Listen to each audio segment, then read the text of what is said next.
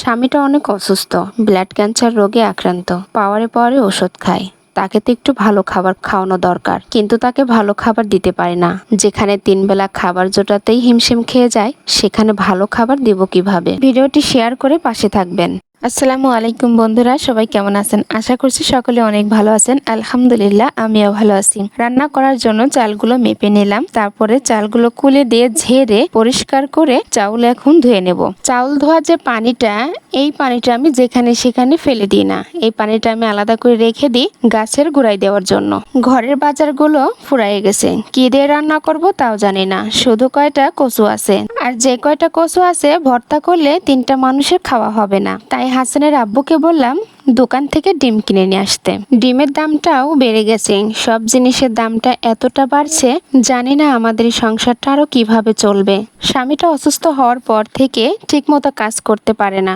দিনগুলো অভাব অনটনে অনেক কষ্টে কাটে। তারপরে জিনিসের দাম এতটা বাড়ছে, জানি না অসহায় মানুষগুলো কিভাবে বাঁচবে। হাসানের আব্বুকে খালি ডিম আনতে বলেছিলাম, কারণ আমার ছেলেটা ডিম সিদ্ধ করে রান্নাটা খেতে চেয়েছে।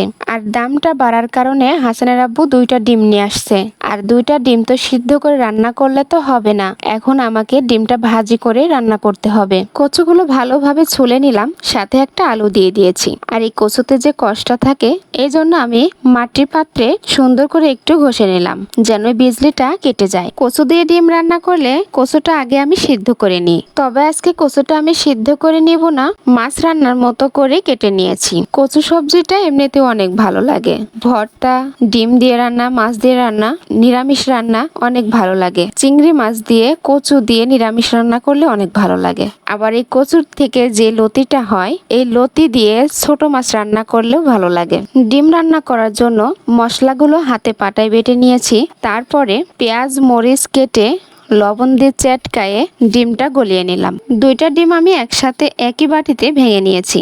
একসঙ্গে ভাঙিয়ে নিয়েছি, তাতে কি সমস্যা? আমি আলাদা আলাদা করেই ডিমটা ভাজি করব। আজকে ডিমটা ভাজি করছি সরিষার তেল দিয়ে। আর সরিষার তেল দিয়ে ডিম ভাজিটা আমার অনেক ভালো লাগে। সরিষার তেলের একটা অন্যরকম বাসনা হয়। খাবার নিয়ে কখনো আমাদের মন্তব্য নাই। আল্লাহ তাআলা যতটুকু রিজিকে রাখেন, যখন যেটা রান্না করি তখন সেটা আমার ছোট বাচ্চাটাও খায়। আসলে গরিবের সন্তানরা মনে হয় এরকমেরই হয়। তবে একটা বিষয় নিয়ে খুবই কষ্ট লাগে। স্বামীটা অনেক অসুস্থ, ব্লাড ক্যান্সার রোগে আক্রান্ত। পাওয়ারে পাওয়ারে ওষুধ খায়। তাকে তো একটু ভালো খাবার খাওয়ানো দরকার, কিন্তু তাকে ভালো খাবার দিতে পারি না।